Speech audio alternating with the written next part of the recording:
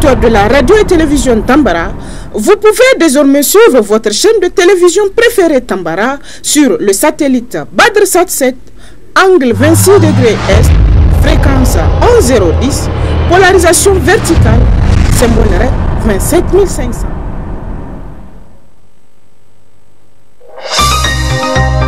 Suivez le journal avec STM Transport Voyageurs, une nouvelle façon de voyager.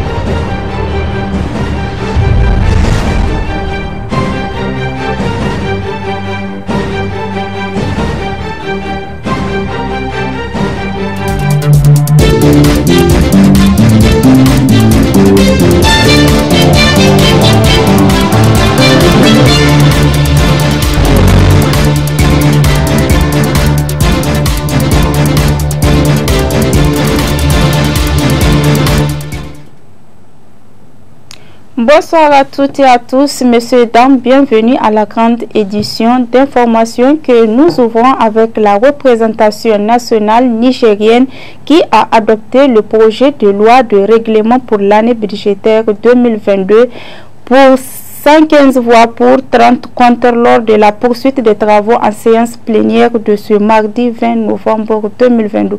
Le point de la rédaction.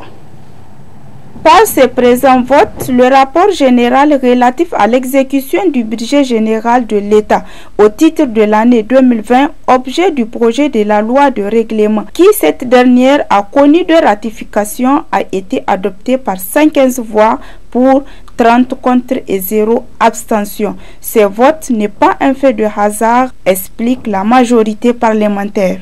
L'intérêt de cette loi, c'est qu'elle permet de faire le point de l'exécution des budgets passés. Le gouvernement adopte les budgets et les met en œuvre.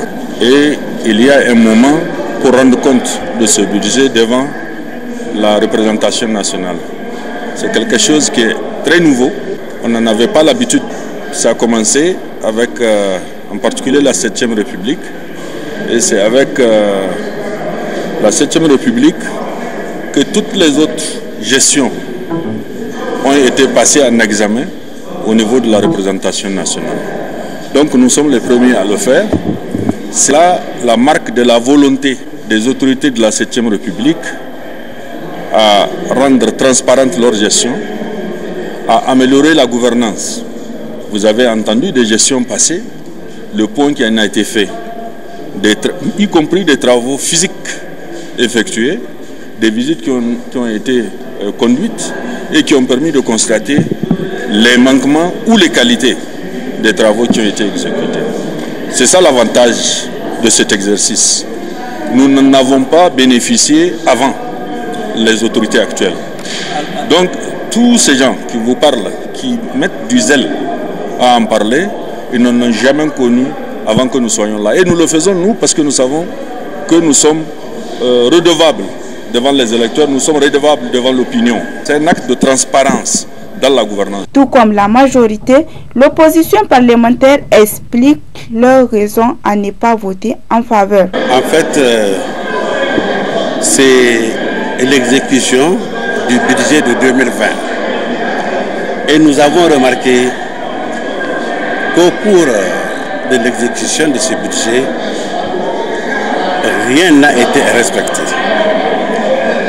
Vous étiez là, j'avais énuméré plusieurs activités et des activités révélatrices de détournement de fonds publics, des dépenses inopportunes, telles l'avion agricole qui a passé plus de 2 ans sans effectuer un seul vol, qui n'a même pas de pilote d'abord, et qui engrange d'autres frais, notamment les frais de gardiennage, les frais d'assurance. Vraiment, c'est un budget qui n'a pas du tout répondu aux aspirations du peuple nigérien.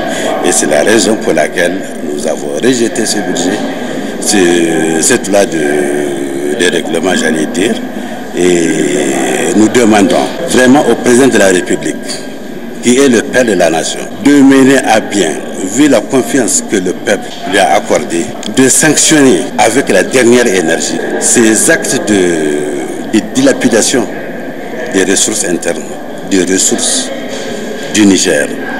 C'est plusieurs milliards qui se sont envolés et cela n'est pas acceptable dans un état de droit. Dans son allocution, le président de la commission des finances et du budget, à l'occasion, a expliqué que les résultats de ce budget ont été validés par la Cour des comptes qui a par ailleurs expliqué au vu des documents qui lui ont été transmis la concordance du compte de l'ordonnateur avec les comptes de gestion des comptables principaux de l'État.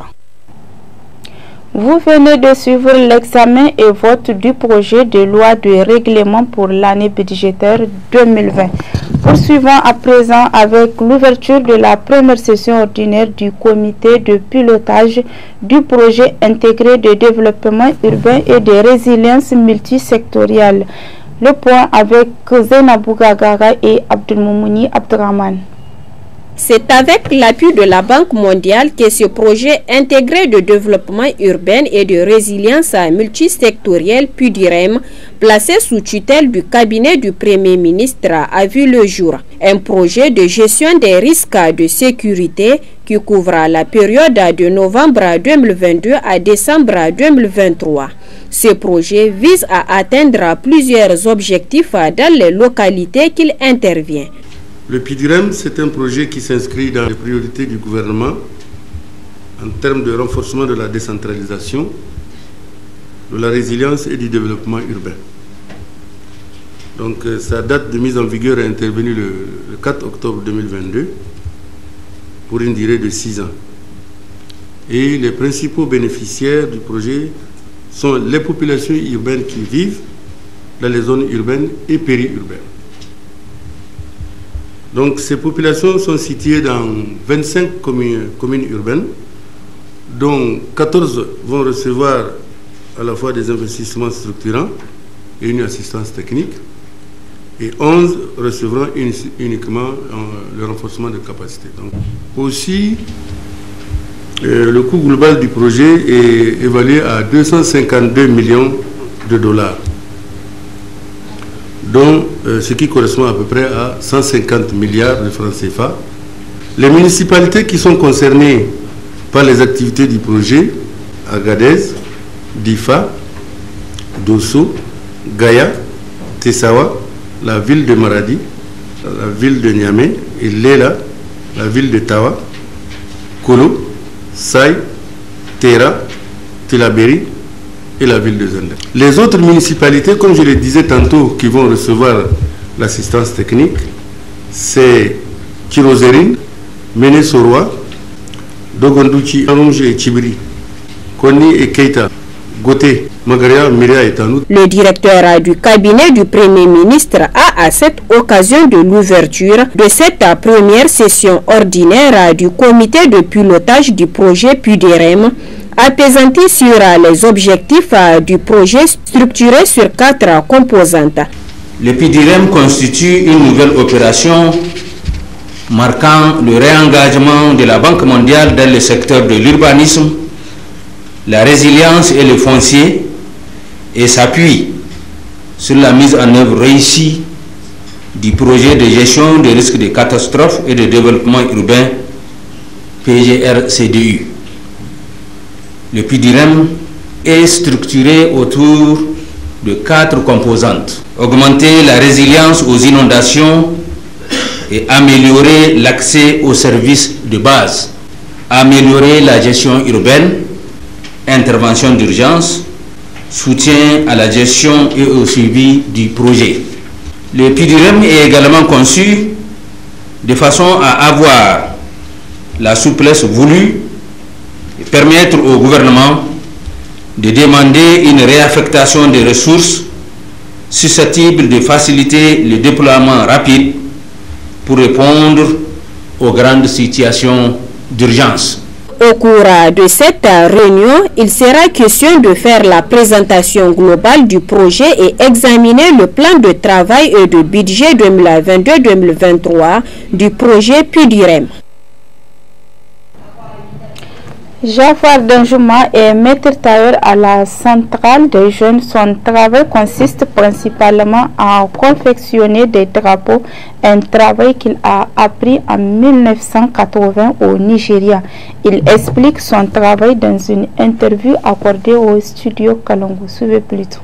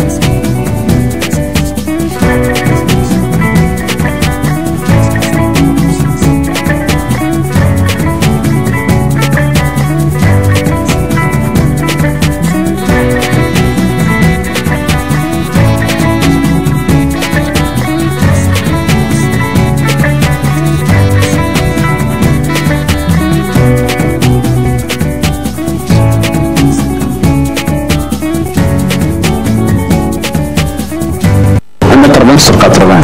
Là, ça va avec tout le... C'est au moment où ils ont fait OCI. Donc c'est en ce moment-là que j'ai commencé à faire le drapeau en quantité. Le ministère des Affaires étrangères ont demandé, il faut qu'on confectionne le drapeau rapidement, qu'on le place à l'aéroport avant que les étrangers commencent à venir. Autant du Fécunche, on faisait avec Popiline, et maintenant on ne fait plus avec Popiline, c'est avec Satin. Le drapeau, pour moi, c'est une couleur nationale qu'on doit respecter. Il y a ceux qui sont légers, ceux qui sont lourds. Ceux qui sont lourds, c'est celui qu'on fait le drapeau de main interne. C'est un truc, on voit le soleil, on voit tout, il faut que ça soit un peu raide. Donc, les dimensions ne sont pas les mêmes. Celui de main externe, en principe, c'est 1,50 m sur 1 mètre. Donc pour le main interne, à 2 mètres sur 1,50 m. Le main qui se trouve dans les écoles, on part 1,20 m sur 80. Là, ça va avec tous les poteaux qui sont dans les écoles. Et la plupart des drapeaux qu'on faisait ici, c'est au ministère des Affaires étrangères qui nous commande ça, la plupart. Donc il y a d'autres qui nous commandent, comme les ambassades, le consulat. Il y a d'autres aussi qui viennent nous commander directement ici. J'ai mes ouvriers, j'ai mon équipe. Tout d'abord, je suis fier de ce travail-là. En dehors de ça, je suis content que je forme d'autres qui peuvent le faire, même après moi.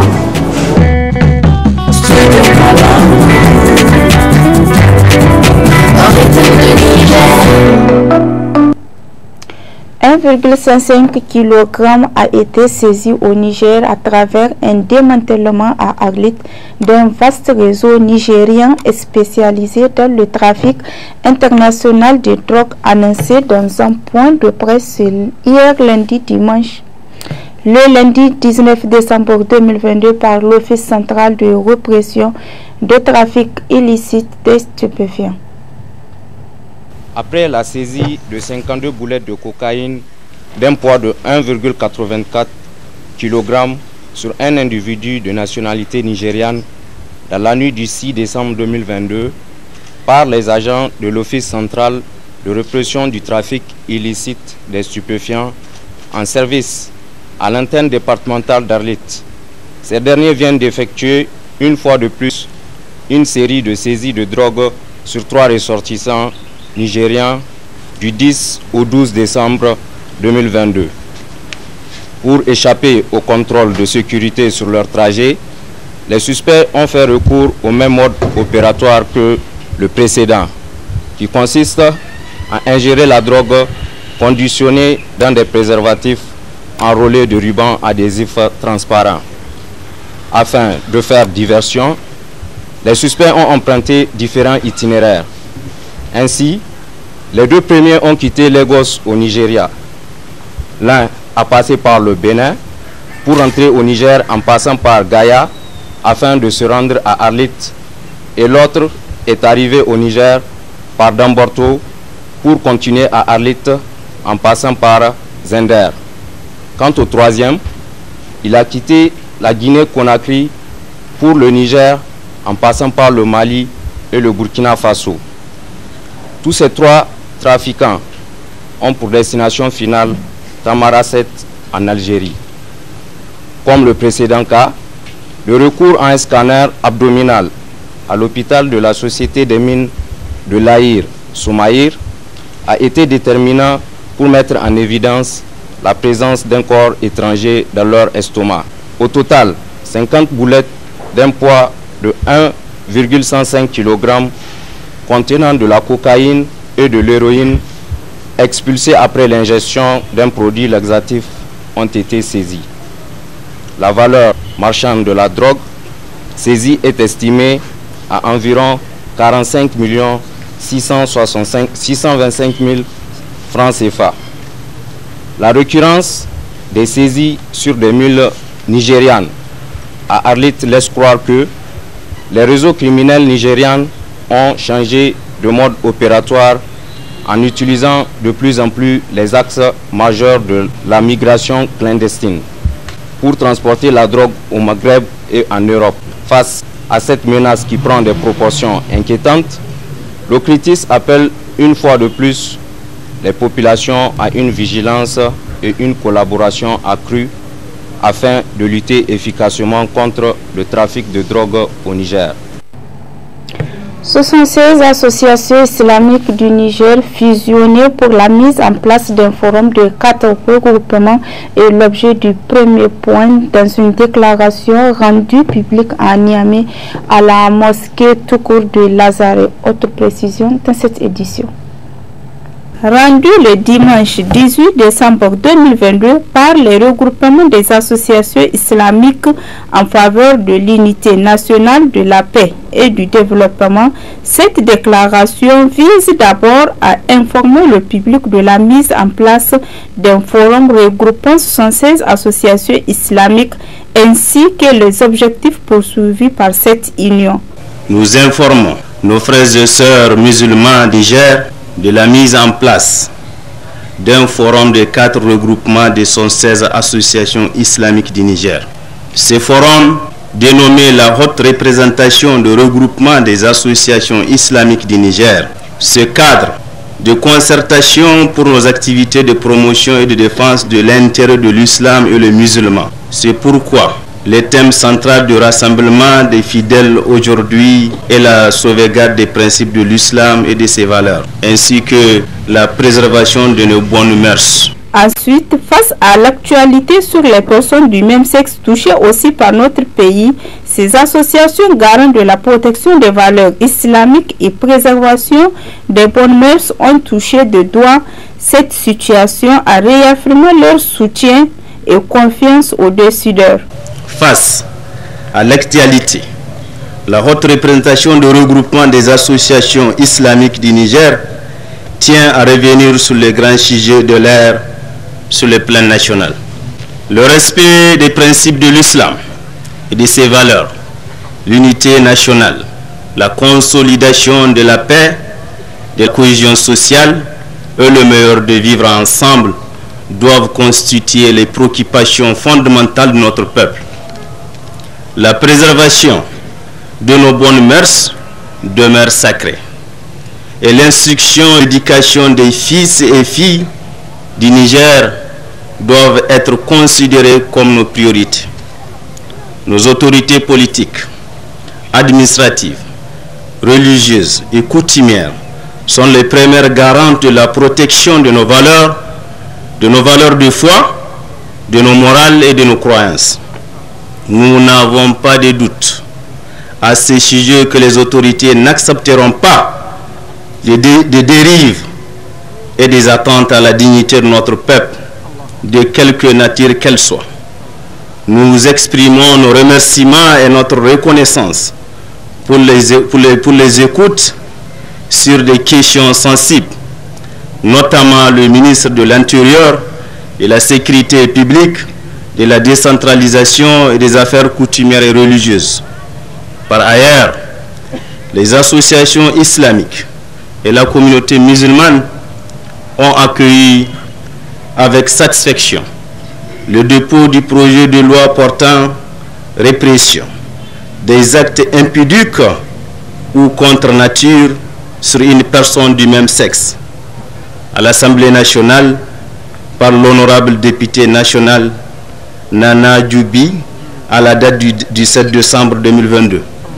L'ensemble de notre communauté soutient l'honorable député, l'initiatrice du projet de loi, ainsi que le président de l'Assemblée nationale, tout en lançant un vibrant appel aux autres parlementaires actuellement en session pour examiner ces textes et adopter à l'unanimité.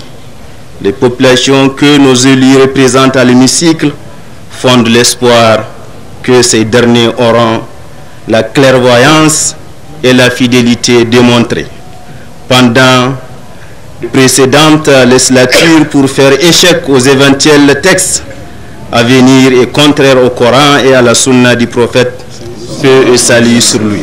La haute représentation de regroupement des associations islamiques a par ailleurs dans cette déclaration invité l'ensemble des croyants à prier pour la paix et le développement du Niger. Et c'est l'essentiel de l'actualité, messieurs, dames. Merci de votre aimable attention. Au revoir.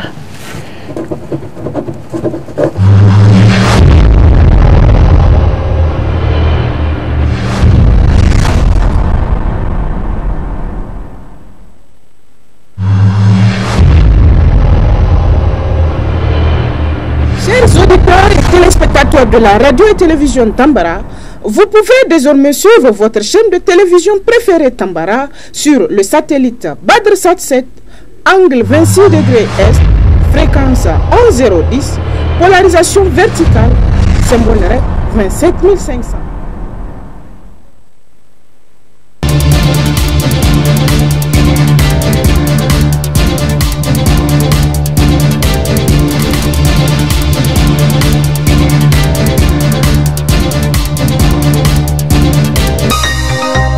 Ce journal vous a été présenté par STM Transport Voyageurs.